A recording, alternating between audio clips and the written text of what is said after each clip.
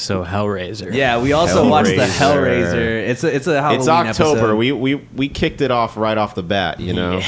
Yeah. Doing it right. So we all watched Hellraiser 2 together, and then me and Bobby watched the new Hellraiser. And then Christoph kind of caught the kind of final act of it. The final act of the last Hellraiser, yeah. I was just saying too, I was like, I feel like Hellraiser, if it was like Hellraiser, like Razor Blade, the title would still work. I don't know. I was thinking about that a bunch. I was like, Hellraiser, it's still like the same. What's the word? It's like a phononym where it sounds the same. I don't know. That sounds right. I don't know. Anyways. I'll roll with it. Phononym? Phononym. Well, I know synonym would be. Jamie, pull that up. No. Yeah. So yeah, with the amount of skin flaying, I would say Razor, Razor would also fit. Yes. Yeah. Right. That's just classic Hellraiser, though. All right. So yeah. What was I gonna say? So we watched Hellraiser 2, and then we watched the newer one, kind of like maybe like 2 days after. So they're both pretty fresh in like our minds right now, and I'd definitely say, as a pretty big fan of the series, I really like the new one. Like, it was just a new installment. It had its own personality. I see like a ton of people being like, it's a reimagining of the movie that's based on a book. And it's like, dude, I've read the book. This has 0% to do with the book. This has everything to do with the fact that it's a new entry in the movie series. Yeah. And that's cool. Like, I liked that it's its own thing. They did a lot of stuff different than before, and it has its own kind of identity, I feel like. But it also just like respects the lore, you know, enough to where it's like it just feels like it could just be like a new like sequel almost, you know, like it doesn't feel like there's nothing about it that's really like, oh, the originals don't matter, or this is a remake. Like, this is just like totally its own thing, which I liked. It like could be happening at the same time if it wasn't for the fact that the setting is obvious, but it's literally just like not like correlated to the original timeline necessarily. Right. Yeah, It's just like things are happening that are related to the puzzle cubes. Yeah, I think they set it up well to make that a possibility too, where it's just like you've got these puzzle cubes, you've got these demon entities that appear and do this thing. You've got this crazy, you know, dark fantasy-esque god that they worship, and it's like, yeah, you could just take that into any timeline really and just throw that in, and then boom, there you go. In fact, speaking of that, I feel like it would be cool if they messed around with like doing like an old version of it, like make that stuff happen in like the 1700s or the 1800s, you know what I mean? Just like messing around with the concept of people finding the box and like different characters to explore that way. There's a lot of like Hellraiser comics that are like that, where it's like different time periods and shit in different settings. Like one of them's in like the Renaissance, one of them's in like a fucking like, you know, it's just like some, you know, like other just current day stuff, but one of them is like in the 50s, and it's like, you know, like in the South, so it's like kind of like, you know, like, you know, sketch like that. Yes, yeah, I'm, and that's what I'm saying. I'm excited they just did a new thing, a new story with new people. Like, it's such a it's so open to different takes, you know. And the way they went with the chick, and like she has a drug problem, and she's fighting with her brother, and it's like, you know, like all this, like, you know, it's just like it's a hella stressful movie. I was telling Bobby, I was like, this is a stressful ass movie, just aside from all the horror stuff. Like, I think it could make a dope video game potentially. Yeah, it could. Like if it's like a investigation kind of game, I feel like maybe, or like a. I was thinking like one of those like looter shooters, like definitely with some puzzles, like this escape based one where you go in, you loot or whatever, and then you have a limited amount of time, or like whatever, you know, is opposing you to escape and actually make it out with the loot. But you know, every like drop is like a different cube, or just like a procedurally generated space in the hellscape or whatever it is. I'd be down with that. I think a horror game would be cool too, though, like a survival horror where you have to like asymmetrical type where it's like where someone was like plays as like the I forget their names, like the Cenobites, the Cenobites, the Cenobites. Someone's the Cenobite, and then you've got like the crew of survivors essentially trying to run. That seems kind of almost cliche with horror games at this point, but it is a good format. Well, even if it was like not like an asymmetrical horror, but like just like a narrative driven like survival horror game where like you have to hide and you have to like manage your shit that you have, you know, like batteries and like flashlights. It's obviously I feel like you'd probably be like less maybe like an Until Dawn kind of style game, you know, where you make different choices and stuff could really work for Hellraiser. But I think I think real narrative. Yeah, really driven. like narrative driven, like make difficult choices and shit. Like, and you could have like the stuff like on Earth kind of build up to that, you know, like make decisions like in like your character's life or whatever. But yeah, movie wise, I liked it. I liked how the Cenobites were a lot more alien looking this time around. They kind of leaned into the cosmic horror. Kind of bad though, bro. You know, Lady Pinhead can step on my nuts. That's all I'm gonna say. Oh boy. Yeah, Lady Pinhead. She can give you a gift, huh? I'll take it. I'll take it if it's Lady Pinhead. If not the other one, no, not the other. Not the OG. not no. not the other OG, one. no OG. Only Chatterer. Chatterer is allowed to munch too. Chatterer can munch my ass. That's fine. He's a classic. He's a classic. Pinhead and Chatterer. That's it. I have a three-way with those two. All right. It's an abrasive experience. That sums it up. Just prickly pears. But yeah, I mean, they went like kind of a slasher route with it, but I think they handled it well. There's like a really like a lot of potential to fuck that up because like in the originals, there's such a like looming threat. You know, they're like, you better not fuck up because we're gonna get you if you slip up, you know, like, and it's just kind of like, yeah, they're gonna torture you, they're gonna spread your balls, and they're gonna flay your dick, and they're gonna do all that. They're gonna do all that and laugh about it. Sensation. So the way that it was like, oh, you like mark people, like you like scratch them with the box, and then the Cenobites come for them. That was like a good way, I feel like, to write around that, you know, to like make them into kind of slasher villains, because that's what people want to see. They want to see the monsters fucking people up, you know. Like, let's be real. I'm gonna scratch a bitch with the box. Yeah. I'm gonna scratch a bitch with the box. Right. I'm gonna hit a lick. Right. Man, they do all that fucked up shit to you, and then they gaslight you to believe that it's a good thing. They're like, "What you mean? Don't it feel good?" And They're I'm like, "Isn't it a gift, dude, they that fucking... I ripped your skin off?" Yeah, I got too much of that. Yeah. It was Too much skin. too much fucking skin on me. Oh my god, that scene on Hellraiser 2? Yeah. Too much skin on Oh me. my god, yeah, dude. And Hellraiser 2, the fucking the where he's like fucking slashing himself with the razor blade, And bro. then you can see the schizo lore scene. Dude, this such a schizo lore franchise, bro. Like, I love Clive Barker for that. He's one of the ultimate fucking schizo lore dudes out there. big time, bro. Like, big he time. wrote a children's book series called Aberrat, which is actually fire because he's not known to write like children's stories, or it's more like aimed at like teenagers. Yeah, but it's like hella like just psychedelic fantasy shit where he's like going to strange lands and encountering like people with like, you know, weird antlers and multiple heads and shit. Yeah. And some of you probably know what I'm talking about out there.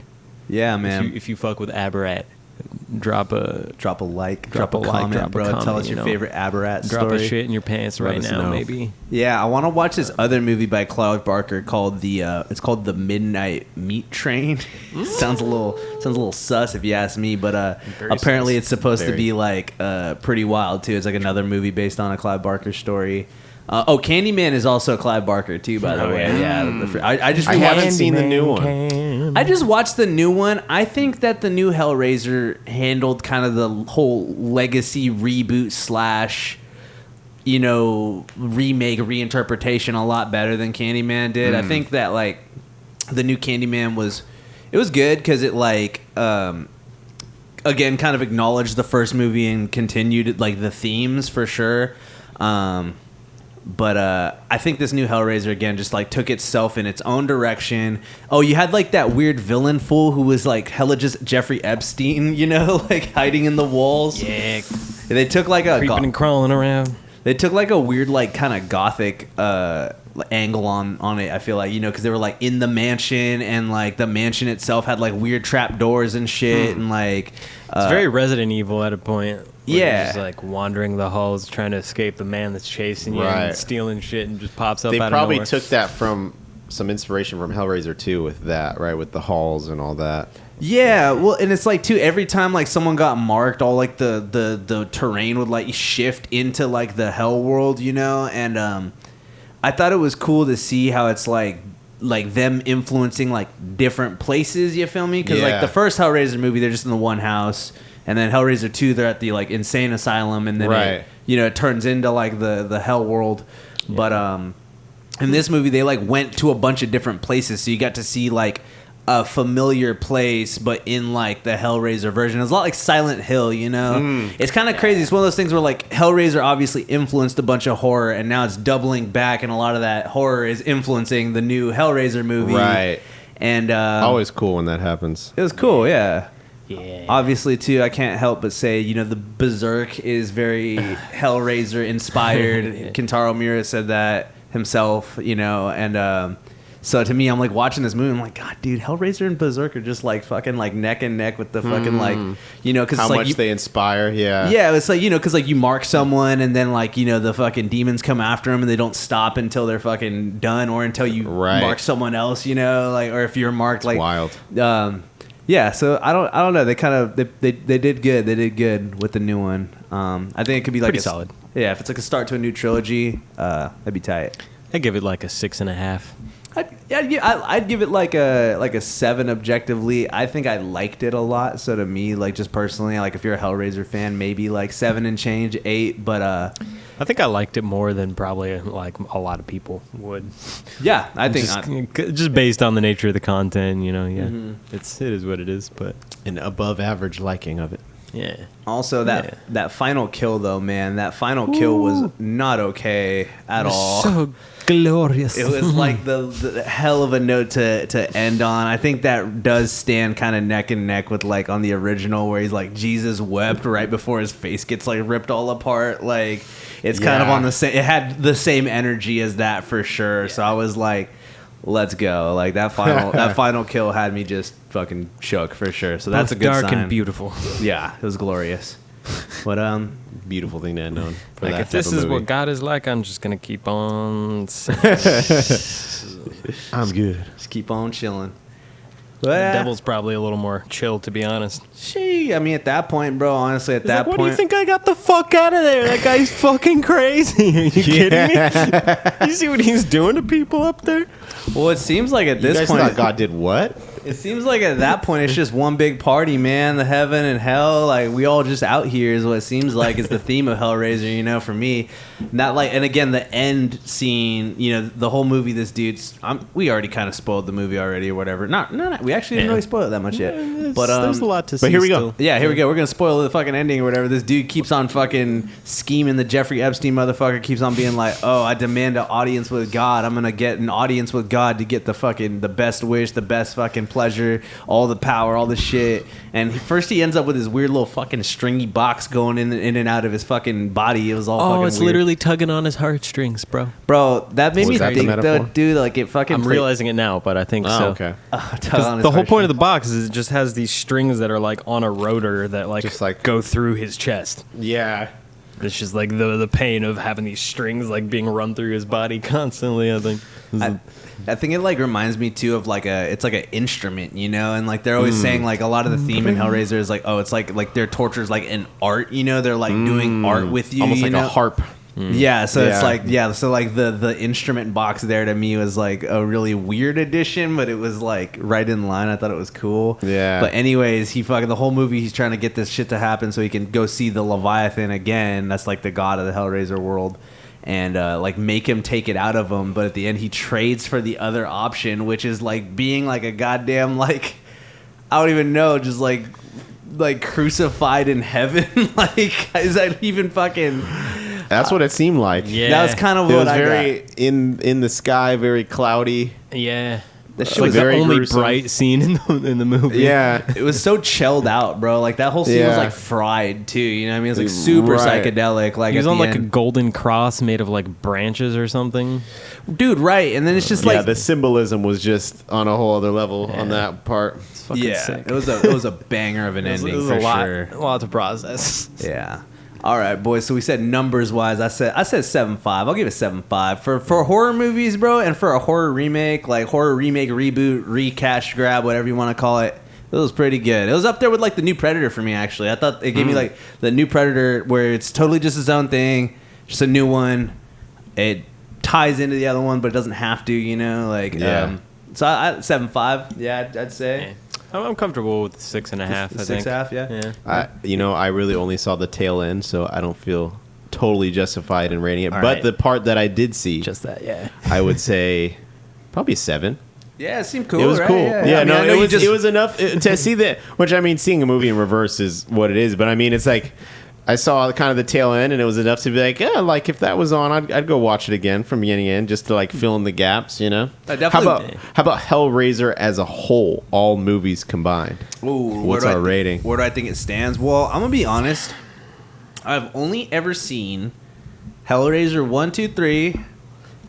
This one, and then Hellraiser Judgment, I believe, is one of like the weirder, like kind of, you know, it's like that 6th or 7th. Wait, how many Hellraisers are there? I guess I was like, confused. I thought there was only those 3. There's like 10, bro. Oh, but a lot of them are like rights retainers, you know. So they just like, they're just like, fuck, we're gonna lose the rights. Just make something, anything. Just fucking make a movie, right. like, you know, like yeah. And so a bunch I feel it. Or it's like oh, we got some random fucking script here. Let's turn it into a Hellraiser, I guess. I don't know, you know. Like, so let's say this is the original Hellraiser still the GOAT of the series? I think maybe like in terms of like start to finish, the first one's like the tightest movie.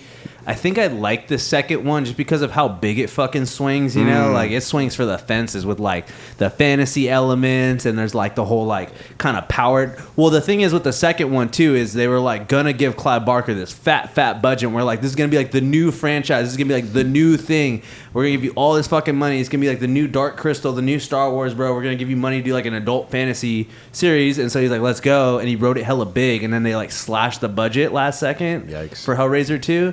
So that's why I feel like a lot of like the ideas like didn't get fully fleshed out in that movie, but I love that movie because of that, you know, because it's so like epic and like so you could see where it was supposed to go, where like, it was supposed to be epic, knowing that knowledge. Well, there was like that fight too that like hella wasn't even a fight. Like Pinhead went out like a fucking bitch in the second movie. That was probably the only disappointing scene in that movie, but. Yeah, I mean, knowing the context of real life, of budget cuts and all that, probably that's where you knew it was probably one of the first on the chopping block. Yeah, dude, that's what sucks too, because it's like, bro, like they amped that scene up too, where it's all like, oh, like a like Cenobite power grab with like, and again the story with like Hellraiser 1 though, I think like just such a good like, because the book is good too. I read the book, and the book is literally just the movie. Like, it's insane how really close it is. Like, there's a couple things changed, but it is insane how close just one for one it is, because Clive Barker directed the movie and wrote the book. Okay. So like he knew exactly how to just translate it from A to A to B. And it's like the whole like Frank and Julia story about like, oh, it's all like they had an affair and he's like calling from the beyond and she wants the D from the beyond and she's willing to resurrect her fucking lover and fucking cuck out her husband to fucking... She would, that dirty bitch. You know, it's like I said it's like a fucked up... It's very fucked up in that regard. It's like a fucked up like romance novel, you know? Yeah. Like it's like a romance novel like flipped on its head completely. Yeah, like a pulpy love triangle story, but just fucking like... And that's why I said the new one did a decent job of being like spicy too. I said it was nice to see Hellraiser go back to its gay roots. You know, they had a healthy amount of gays in the new one. There was definitely a scene of the main character just getting her cheeks clapped. That was cool. I'd say they had an unhealthy amount of gays because they started with 2 and then very rapidly went to 1. Oh yeah, no, the brother got freaking dude. He got R.I.P. because at the end of the movie, he's like, I'm gay and mad. Dude, oh my god, he was so gay and mad, bro. They fucking, oh man, yeah. No, I think they captured the tone though. You know what I mean? Again, nice. There was those Sheboygan. There was like the drug addiction angle. I said it was like Euphoria Razor, bro. Hellraiser cross Euphoria. Got to throw a little sex in there, you know. Little sex, drugs, and a scrotal flaying. Oh boy, yeah. The classic combo. Yeah, classic combo, man. Oh my god. I mean, I got a kick out of it, to say the least. It's quite brilliant. Yeah. I'm kind of mad. I didn't realize I missed the cheek clapping scene. That was... It was like right in the beginning, bro. It was like right after like the fucking title card. Like you literally just go... Just right into it. Just like fucking just getting fucking pounded, yeah. Wasting no time. Yeah. So I was like, all right, yeah, they know what we're here for. Like, yeah. But straight with the pleasure. I think I would definitely say though, I mean, maybe my favorite is the second one, and then the first one, and then this one. But I think the first one's the best, and then the second one, then this one, I'd say. All right. Apparently, the fourth one's supposed to be pretty good too, but I've never seen the fourth one.